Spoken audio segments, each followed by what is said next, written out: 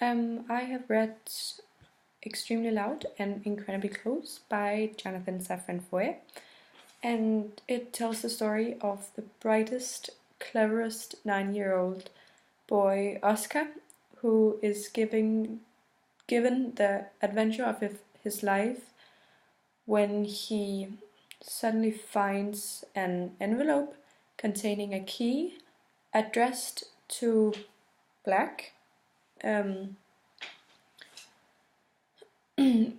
and which is left from his father, whom he has lost on 9/11.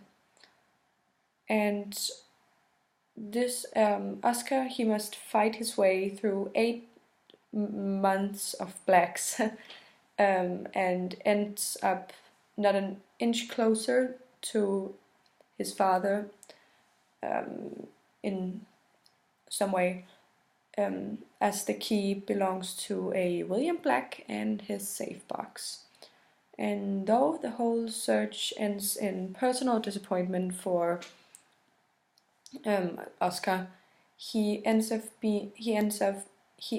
up closer to his mother and his grandfather, whom he has found through this. So though he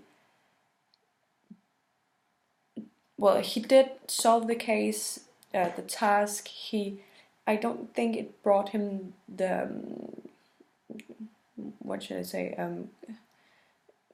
redemption that he wanted, but it brought him closer to his nearest from this experience.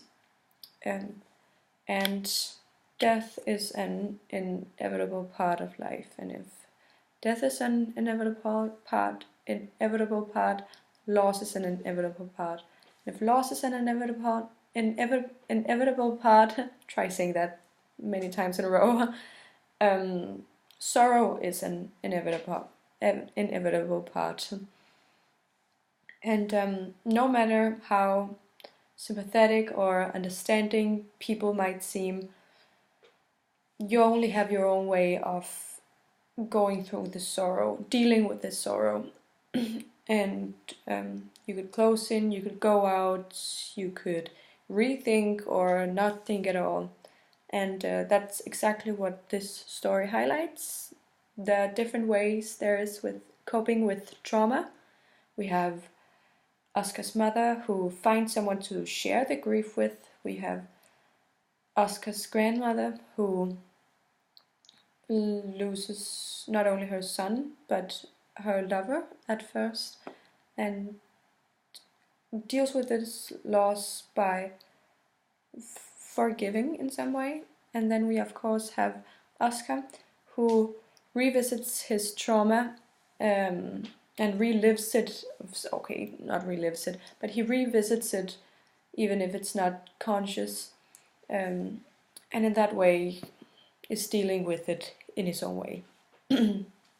So yeah, we have Oscar as our main character, and he is trying to comprehend with the loss of his father, his deceased father, by searching for this lock that he thinks will bring him some sort of redemption, and sees it as not only the one last task his father has left him with, but the last connection he has to him in some way. His father was his ultimate role model, and though he surely can live a life where it's an act where he can't live, but he can act as if he only has homework and a dish he didn't wash in his mind. His father is always on his mind, and his memories of his father, he always thinks of them, and that's what the story revolves around. And to comprehend with his overwhelming feelings, he invents stuff to prevent accidents as the ones he is going through. For example, he invents an ambulance that screams out if the passenger is okay and if you should call his nearest family members. And he also bruises himself so that he removes his feelings. He removes his overwhelming sorrow, pain from inside to something outside, something more or less physical that he can feel and see. So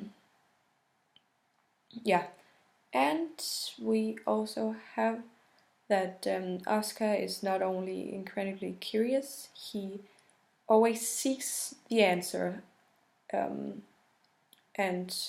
he also has that from his dad, who loved the truth. And this constant seek for answers is what is driving Oscar, because a big part of it is that he is haunted by the thought that he does not know what actually happened to his father, and this is a thought that keeps coming back to him. And this almost obsession with finding the lock, because obsession has I'm sorry, a lot of negative connotations to it, but it is nonetheless an obsession. Could also be a way for Oscar to forgive himself, because he says here on page 351, I have a toothpick here. He says, it reminded me of the lock that I still hadn't found, and how until I found it, I didn't love Dad enough. And these words are terrible coming from a 9-year-old, but it clearly states his need to prove his love and devotion towards his father, and that he can only do by finding this love, completing his last task for him. And then we have that, the book portrays its characters mainly by telling, which we see clearly here in page 86. That was kind of how I felt when I decided that I would meet every person in New York with a last name Black. So we are told what he's going to do, and then he's going to do it. We are not told by his actions. Suspense also plays a big role in this novel. It's the story. The reader is of course intrigued by what is behind this key, and will he find this lock? And Saffron Foer also waits with, what should I say, releasing the last message that his father recorded while being trapped in the Twin Tower. So there we have the suspense. And the story can roughly be divided into 3 points of view. We have Oscar's, we have his grandmother's, and we have his grandfather's. And his grandmother's and grandfather's point of views are portrayed through letters to from the grandmother to Oscar, and from the grandfather to Oscar's father, whom he has never met because he left before he was born. A huge part of this book is also, of course, its visual effects, because it drags the reader into the book, and it is kind of like there's actually playing a little movie throughout the whole book. It's weaved into with all these visual effects, like we have from Oscar's Things That Happened to Me, and it makes the reader a part of what's happening and a part of the story. And then we have that, though the story is linear, there's definitely not a clear structure in the book, and there's constantly merged letters from Oscar to celebrities as Stephen Hawking's, and from the grandfather to Oscar's father, and from the grandmother to Oscar into the story. These little breaks forms and shapes Oscar into a more round person, because it's all the things that makes him who he is. And I will return to that, because I will relate this story to postmodernism, as it is filled with references or concepts from it. It is fragmented, as I mentioned, but especially because fragments create a whole. We have all these fragments that are a part of who Oscar is as a whole person.